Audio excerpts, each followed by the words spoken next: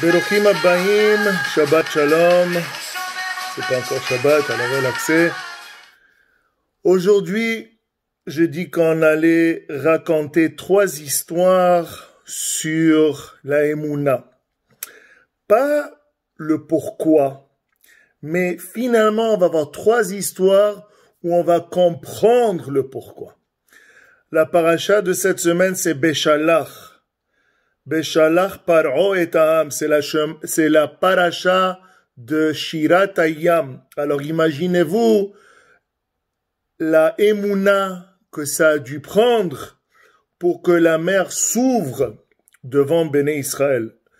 On va faire un cours la semaine prochaine sur les miracles de l'ouverture de la mer Rouge, the Sea of Reeds.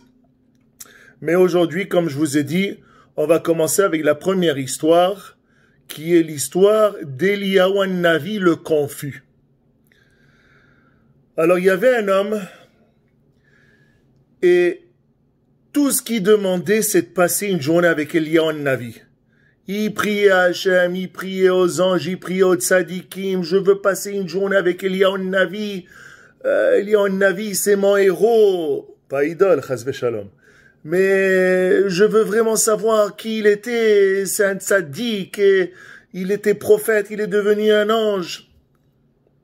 Hachem Yitbarach Shemo La'ad granted his wish. Et un vieil homme s'est présenté à lui. Et il lui a dit, regarde, c'est moi Eliyahu Navi. Oh!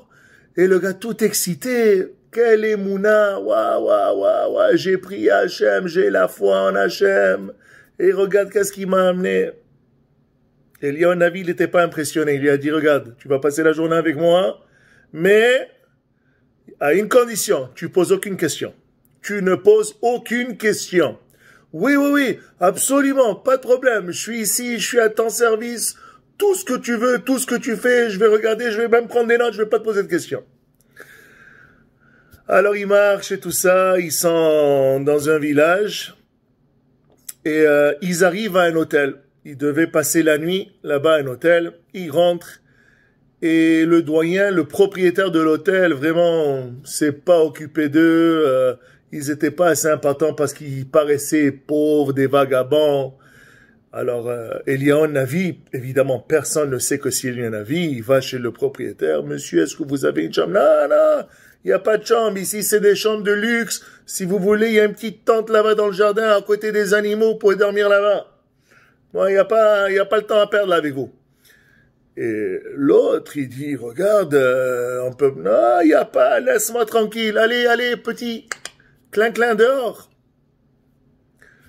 Alors, ils ont pris la petite tente, c'était sale, dégueulasse, pas de service, ils n'avaient pas d'eau, pas de petites serviettes, même pas du pain. Le propriétaire vraiment les a traités comme des animaux, pire que des animaux. Le lendemain, quand ils sont prêts à quitter, Eliyahu Navi remarque un mur qui n'a pas été fini. Alors, il y a les blocs qui sont là, la terre, elle a été creusée, mais elle n'est pas finie. Eliyahu Navi, sans penser, il dit à l'autre, allez, viens m'aider, on va lui construire le mur. Le gars, il est surpris, il veut se questionner, mais wow, s'il pose une question, Eliyahu Navi, il disparaît, c'est ça le dire. Alors, le gars, il commence, il charpente, il travaille, la maçonnerie, le ciment, les briques, ça monte. Un mur magnifique, ça leur a pris toute la journée. Le propriétaire, il dit, hey, qu'est-ce que vous faites ici, relaxez, oh, qui a fait ce mur? Vous, je vous paye pas, dégagez de là. Le propriétaire, lui, il était, j'ai fait un deal, je me suis sauvé $5,000. Ces 2 pigeons, ils les ont fait pour moi gratuitement. Allez, dégagez, je ne vais même pas vous donner de l'eau, dégagez. Et ils sont partis. Et là, il marche. Propriétaire tout content, son bel hôtel, luxe, son mur fait gratuitement. Et là, le gars, il commence dans sa tête. Mais qu'est-ce qui s'est passé? Le gars, il nous a traités mal. Il nous a traités comme des animaux. Il nous a fait dormir dans une tente dégueulasse. Ça puait, pas de manger.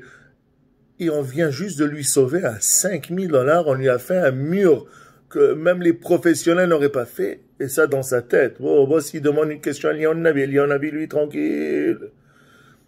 Eliyahu Navi, c'est le temps de trouver une place pour dormir. Il trouve une maison très humble, très sobre. Il frappe. Et c'est le mari avec sa femme et son petit garçon. Oui, bonjour. Est-ce qu'on peut venir passer la nuit? On est des vagabonds, des itinérants, et on doit passer là. Oui, absolument, rentrez, regardez, on n'a pas beaucoup de choses, on n'a pas beaucoup de lumière. Eliyahu Navi, il s'assoit, il dit pas un mot, et tout d'un coup, Eliyahu Navi, il dit, je veux du manger, j'ai faim, on a travaillé très très dur aujourd'hui, donnez-moi tout ce que vous avez. Et le mari et la femme, évidemment, absolument, ils ont sorti le pain, ce qu'il leur restait, il lui restait un petit peu du vin, de l'eau. Eliyahu Navi, est-ce que vous avez des légumes? J'ai besoin de vitamines et des nutriments. Oui, il a sorti les 2-3 dernières carottes et concombres qu'il y avait. Et ils avaient un petit poulet qu'il laissait pour Shabbat. Non, j'ai vraiment... Et là, le gars qui est avec Eliyahu Navi, il se dit, il exagère, hein, la psala, un vrai Marocain. En bout de ligne, ils ont tout fini. Et là, ils veulent dormir. Alors là, Eliyahu Navi dit, où est-ce qu'on va dormir? Regardez, allez dans la grange, prenez du foin, je vous donne des couvertures, dormez là-bas, prenez votre temps, ne vous en faites pas, on est là pour vous, je vais vous servir de l'eau, je vais vous amener un bol pour vous laver les mains, les visages, les pieds, vraiment. Achnasat torchim elioni. Ils arrivent là-bas. Et durant la nuit, Eliyahu Navi, il tue la dernière vache que ces messieurs ils ont. Le lendemain, tout le monde se lève. Le mari, la femme, oh, regarde ce qui s'est passé à la cabrita, la vache, oh, la pauvre, il est tué, ok. Et ils ont laissé. Et ils sont partis, ok, merci beaucoup, allez, bye bye, à plus. Et là, ils marchent. Là, le gars, il en pouvait plus, il a sauté, il a dit, Eliyahu Navi, je m'en fous de mon deal, je disparais, mais je comprends plus, j'ai plus d'émouna. Je comprends plus. I don't understand the why. Now, let me explain you the why. Alors là, Eliyahu Navi lui a dit, écoute-moi bien. Le monsieur qui nous a maltraités, qui nous a traités comme des animaux, qui nous a, comment on dit ça, craché sur notre visage, il nous a même pas servi de l'eau, rien, aucun achnasat orchim, vraiment un sauvage. Si on n'aurait pas construit ce mur, si on n'aurait pas labouré et couvrir la terre et monter ce mur, lui, il l'aurait fait avec des gens. Et qu'est-ce qu'il aurait trouvé? Il aurait trouvé un trésor 100 fois plus que ce mur lui aurait coûté. Alors là, en lui faisant le mur, ce monsieur n'est pas digne de recevoir cette tzedaka d'Hachem. Ah, ok, mais la famille, la pauvre, ils avaient rien. Le manger, tu les as tout mangé. La cabrita, tu l'as tuée. Écoute-moi bien. J'ai tué la cabrita parce que j'ai fait kapara. C'est le petit garçon qui devait mourir. Et Eliyahu Navi, il est parti. Alors là, on a compris le pourquoi. Il a fait kapara sur la cabrita pour sauver le garçon. Si on n'a pas ces guides, ces indices, on ne pourra jamais comprendre. On peut comprendre, mais dernier, il faut toujours avoir la émouna. La deuxième histoire, c'est Nahum Ish Gamzu. C'est un village très très lointain du royaume. Donc il y avait le château et ce village, c'était un des derniers villages. Donc le roi ne s'occupait pas autant de ce village parce que c'était loin de vue, loin de vue, loin du cœur. Mais ce village avait un problème.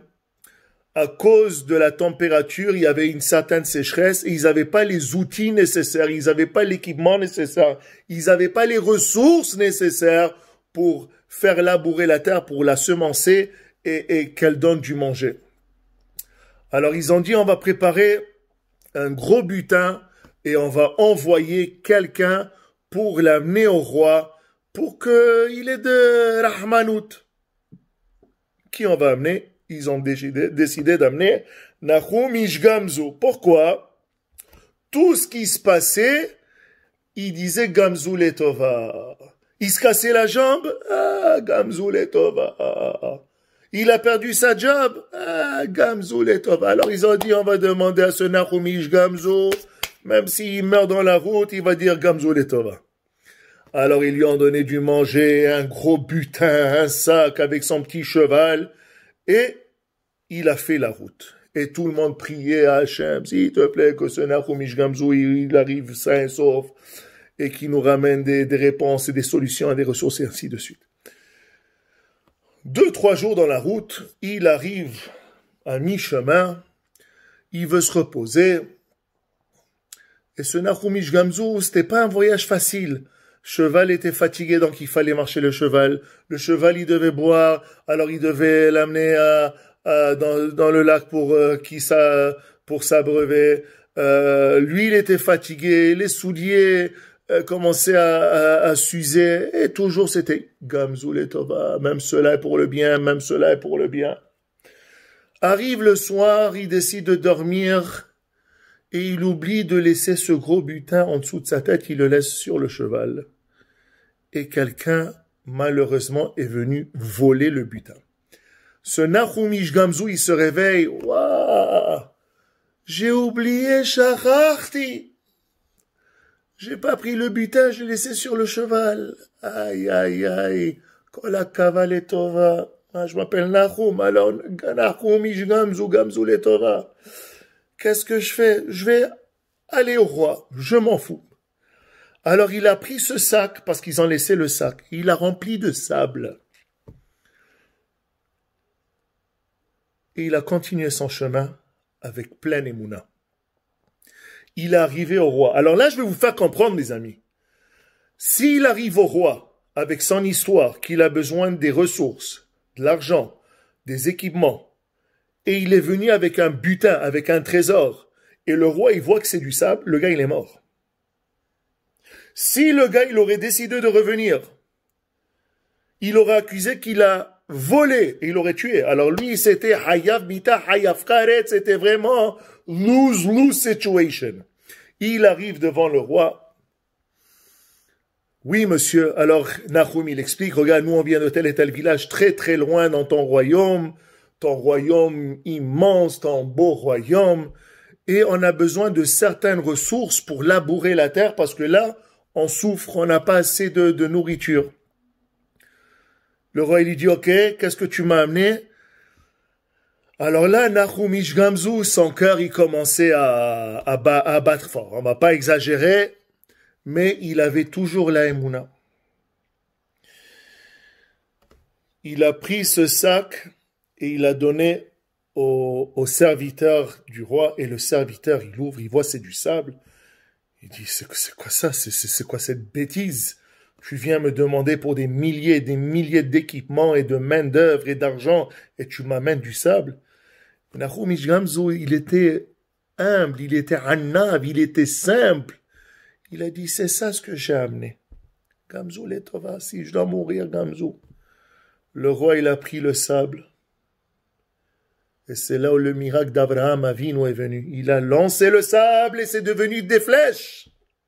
La même chose Abraham contre les 4 rois. Avec le sable, il a tué les 4 rois et c'est devenu des flèches. Le roi, il était estomaqué. Ribono shel olam, il a repris encore le sable. Il a lancé contre le mur et c'est devenu des centaines de flèches. Nahum Ish Gamzu, il a sauvé le village, il a même sauvé le royaume.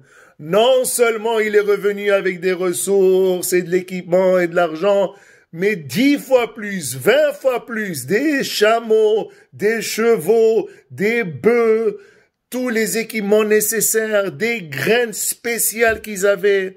Tout ça parce que Nahum Ish Gamzu n'a pas perdu la émouna. Il ne s'est pas dit, pourquoi ça m'arrive? Pourquoi est-ce que je suis seul?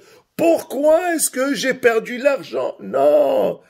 S'il y a quelque chose, c'est parce qu'il y a une raison et je dois continuer. Kiddush Hashem, je meurs au nom d'Hachem ou je vis au nom d'Hachem. Et Gamzu Letova, avec ce Gamzu Letova, Nahum, il a réussi non seulement à se sauver lui-même, mais à sauver tout le royaume et le village. Dernière histoire, c'est The 16 Years Lost, les 16 années perdues. Il y avait un Richard qui allait chez le Baal Shem Tov, un des plus grands de la Kabbalah, Lubavitch. Et il donnait de l'argent, il a été voir le Baal Shem Tov pour lui donner des donations et tout. Et ce Richard, il était très, comment on dit ça, anave, humble, il n'aimait pas déranger, et il était tranquille. Le Baal Shem Tov, il lui a dit, est-ce que tu veux que je te bénisse? Est-ce que tu as besoin de bénédiction? Non, j'ai pas besoin de bénédiction, merci, tout est beau. Je travaille, je suis occupé, j'ai beaucoup de choses à faire. Est-ce que tu veux que je bénisse ta famille? Non, pas besoin, j'ai une grande famille, tout le monde est en santé, Baruch Hashem, tout est beau. Est-ce que tu veux que je bénisse tes enfants? Non, mes enfants, ils sont bien. Le Baal Shem Tov, il a dit, ok, je vais te demander une faveur, prends cette note. Alors, il écrit une note. Il dit, va à tel et tel village, va lui donner cette note. À un rabbin. Va donner cette note à un rabbin. Évidemment, le Richard, il part, et il oublie, tu sais, il avait des affaires, il avait un meeting ici, un meeting là-bas, il devait avoir une place ici, il voulait acheter ici. Vraiment, il était all over the place. Il a oublié de cette lettre. À fur et à mesure, les années ont passé, des mauvais investissements, des problèmes économiques, une petite guerre, l'inflation, des erreurs de calcul, il a tout perdu. Et il n'avait plus rien. Et encore, ce gars, il est resté quand même anav. Il est resté, la tête haute. Je dois nourrir mes enfants. Alors il a vendu sa maison, il a vendu ses chariots, il a vendu ses chevaux. Il s'est pas fâché. And why this, and why that, and I give tzedakah, and this is how God repays me. Non. Alors là, il voulait vendre ses vêtements et il a trouvé cette lettre. Oh, ça fait 16 ans qu'il avait cette lettre. Il voit le nom, il cherche c'est qui, et ce monsieur, ce rabbin, est devenu on pourrait dire le PDG, le président directeur gérant d'une organisation charitable. Et c'est lui vraiment qui s'occupe où donner l'argent, à qui donner l'argent, ainsi de suite. Alors il arrive chez ce gars, oui monsieur, regarde, j'ai une lettre du Baal Shem Tov, il m'a demandé, et le gars dit, ça fait 16 ans cette lettre, oui j'ai oublié, ne demande pas, va la kol letova. Il ouvre la lettre, et il a lit à voix haute. Monsieur tel et tel rabbin, vraiment c'est moi le Baal Shem Tov, je t'envoie cette lettre. Le monsieur qui t'a déposé cette lettre, 16 ans après, ça c'est des histoires du Baal Shem Tov, c'est véridique. 16 ans après, il a plus d'argent, il est en ruine, il fait tout pour sauver ses enfants. Mais cet homme a un grand cœur, il donnait de la tzedaka, il continue à donner de la tzedaka, et il avait une émouna. Alors s'il te plaît, il est en position précaire. S'il te plaît, donne à cet homme tout l'argent qu'il a besoin pour être, pour survivre et pour se fructifier au niveau financièrement, en termes de tzedaka et de tout. Et vous allez voir que cet homme, il va redevenir encore plus riche et il va donner encore plus. Et le gars, il a vu la lettre et il a abdiqué. Et le Baal Shem Tov, il t'envoie une lettre. Il lui a donné la somme qu'il voulait. Et Hashem Yitbarach Shemo, encore, dû à la émouna que cet homme avait, auquel il n'a jamais questionné de manière sauvage, de manière incisive. He went with the waves. Et Hashem, 16 ans après, est venu récompenser ce monsieur avec la émouna. Alors, Shabbat Shalom, voici 3 histoires où on ne peut pas vraiment comprendre qu'est-ce qui se passe en temps et lieu, mais in hindsight, oh my God, it makes so much sense. Et j'ai une dernière petite. Il y avait un petit rabbin, il marchait, il avait un petit âne, il avait un petit coq, il avait une bougie, il marchait dans la nuit. Et il devait trouver une place où dormir. Il a été au village. S'il te plaît, j'ai nulle part où aller, je connais personne, est-ce que je peux rester chez vous? Non, non, dégage, dégage. T'es un criminel, t'es un voleur, t'es un vagabond, dégage. Alors il s'est caché, comme on dit, dans en el bosque, dans la forêt.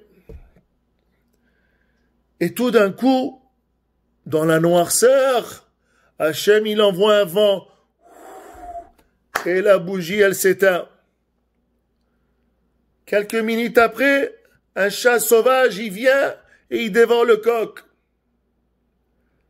Quelques minutes après, un lion. Alors là, il s'est sauvé. Mais le pauvre âne, Hamor, il s'est fait dévorer. Et ce rabbin, j'avais la lumière et je vois plus. J'avais mon petit coq pour me réveiller le matin et il est plus là. J'avais mon âne, ma petite voiturette pour m'aider et il est plus là. Kola Kavaletova, qu'est-ce que je vais faire? Si c'est moi le prochain, Kaparatavonot. Qu'est-ce qui s'est passé? Pas plus qu'une demi-heure après. Qu'est-ce qui s'est passé? La légion romaine est venue. Il a attaqué le village et a tué tout le monde. Tout le monde dans ce village qui a refusé ce rabbin a été massacré.